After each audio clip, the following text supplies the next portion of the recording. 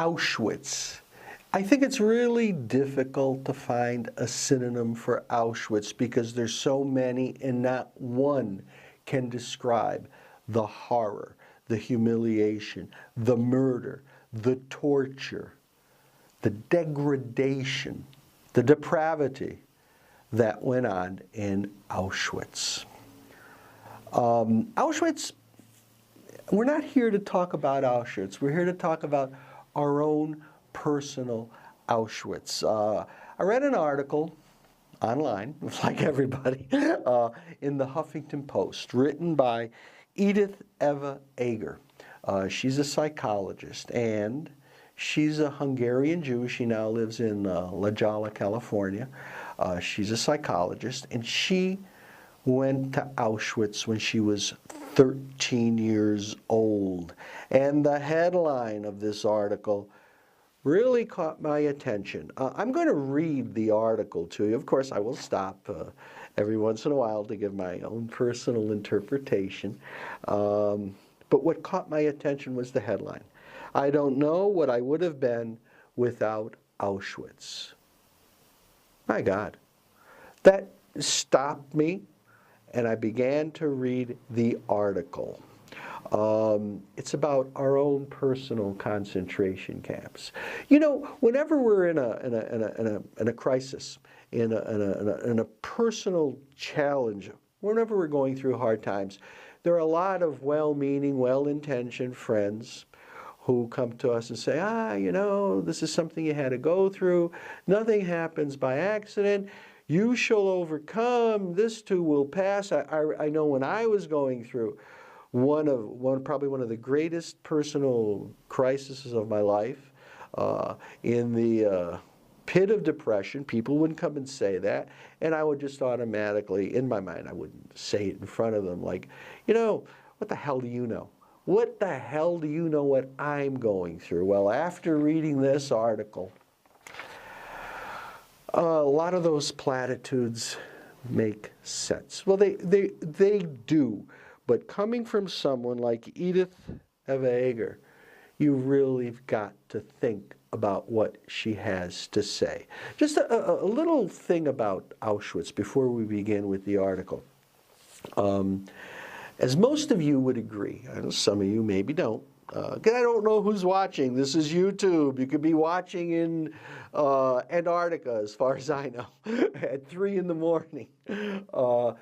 Our planet is going through a transition, okay? It's, you can use the word you want, transition, ascension, new era. The vibration is changing. And I think a lot of this began, I think the starting point was in the 1950s, after the world had digested the impact of what went on in Nazi Germany. Never before, contemporary, have we seen pictures, newsreels, films, documentaries attesting to man's brutality and inhumanity to man. This is what we are capable of. It's a warning where hate, prejudice, anger, ambition, greed can lead to. A new morality, in my opinion, began after World War II. And we're seeing a very quick, accelerated progression nowadays. The ascension, transition, planetary transition. But the world is going through a cleansing. And the cleansing, in my opinion, began with Auschwitz. But let's go back, because we're going to talk about personal cleansing today. Let's go back to the headline.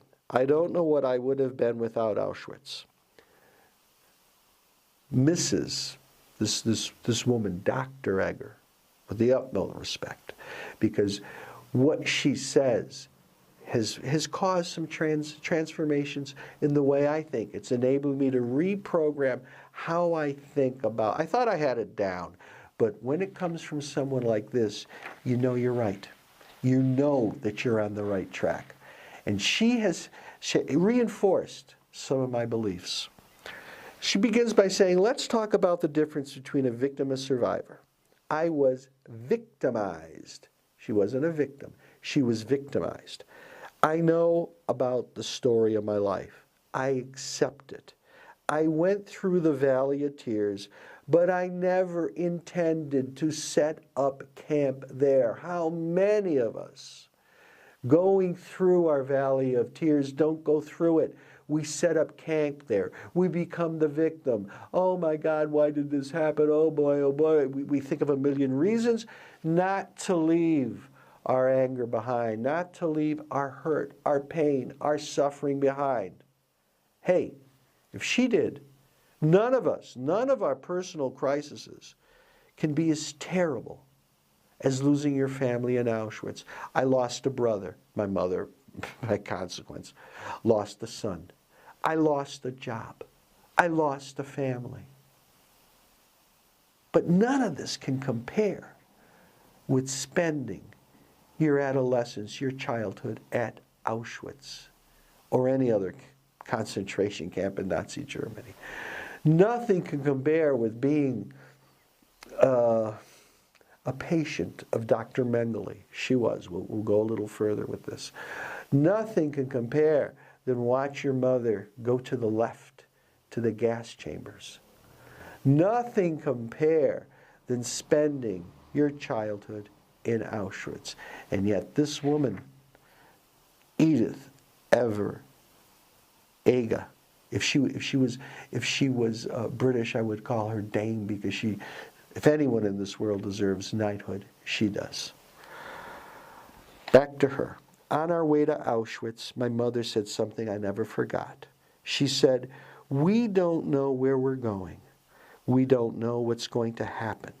Just remember, no one can take away from you what you put here in your own mind." My mother, she said, had the biggest impact on me. Arriving at the camp, Dr. Joseph Mengele, oh yes, doctor, let's take the word doctor out. Arriving at the camp, Mengele stood at the end of a line of prisoners, deciding who would go to the gas chambers and who would head for the prison barracks. He pointed to my mom to go to the left. I followed my mom, and Dr. Mengele grabbed me and said, "You're going to see your mother soon. She's just going to take a shower." One day, Mengele came to the barracks and wanted to be entertained. I danced to the music of the Blue Danube Waltz. I closed my eyes, and I pretended that the music was Tchaikovsky, and I was dancing Romeo and Juliet in the Budapest Opera House. What kept me going in the concentration camp was my curiosity. Curiosity. Curiosity, a joy of living. Wanting to live, to find out what's going on, to experiment, to have adventure. Curiosity. I always wanted to know what the next day would bring. I always told myself, if I survive today, I will be free tomorrow. One strength I develop in the camps is to let go of things I have no control of. My God, I have to learn this from her. Most of us, there are things that are out of our control. There are things we cannot change, we cannot mold, especially the transition that's going on in the world. The next thing she says is very important. There is no crisis, just transition. Change scares the hell out of us because we're used to doing things in a certain way. But only through change, only through crisis, is there transition. Just like the world is going through right now. Crisis here, economic crisis, global warming crisis. We have a lot of crises going on, besides the little wars we love to have, okay? The crisis in religion, the crisis in our personal existence, crisis, change, crisis, transition. There are no problems, Edith Iver Eger says, just challenges. You are not what has been done to you. You are not the fear that has been put in you. You are not the anxiety. You are not the humiliation. You are not the pain you have suffered. I don't know where I would have been without Auschwitz, but it was the best place of education. Keep in mind, there is a big difference between IQ and EQ. EQ, your educational quotient. I went back to Auschwitz, she said, and it was a very positive thing for me to do. I am a grandmother 5 times. That's my best revenge to Hitler. Practice every day and say to yourself, I am powerful. Don't react, but think. When you start thinking and acting, the fear goes away. Never shoot from the hip. Don't allow people to get to you. You don't have to invite people for dinner, but see the humanity in them. Because once we see the humanity in other people, we begin to see it in ourselves. She goes on to say, there is a little Hitler in all of us. Yes, there is. Admit it to yourself. There is prejudice, there is hate, there is anger, there is thirst for power, there is greed, there is megalomania. But, she says, so is love, power, and hope. In the 1970s, she wrote, I began to study psychology. Today, I still work as a clinical psychologist, running a practice out of my home in La Jolla.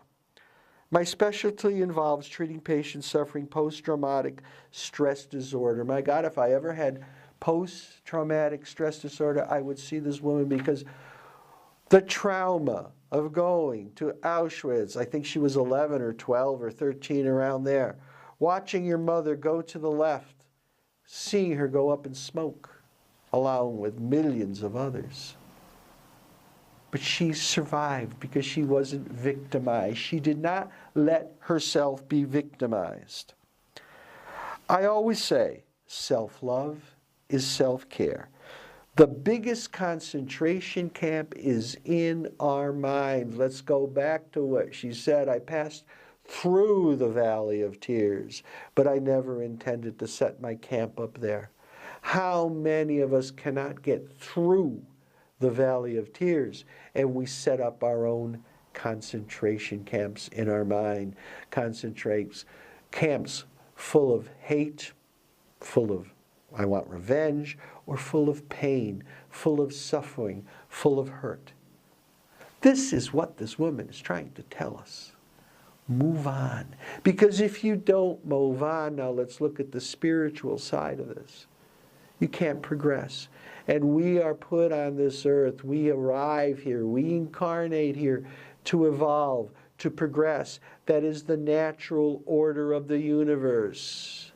If we go against the natural order of the universe, we suffer, we hurt, we become frustrated, we suffer stress from what has gone before. Only we can do this for ourselves. She goes on to say, healing is an inside job. I suggest you ask yourself 2 questions. What is the genuine you? And would you like to be married to yourself? I'll ask my wife that last one because I know the answer. No way. What she is saying is we have to work on ourselves. Spiritists have a great technique, a great phrase for this. Internal reform or intimate remodeling. One of the exercises I would like to suggest is what I try to do every day. Don't do it every day, but when I do, how did I react to certain situations today? Did I react out of pride? Did I react out of ego? Did I react out of greed? Did I react out of anxiety? It's like she said, don't act impulsively. Think. When I come to these conclusions, you got to be honest with yourself.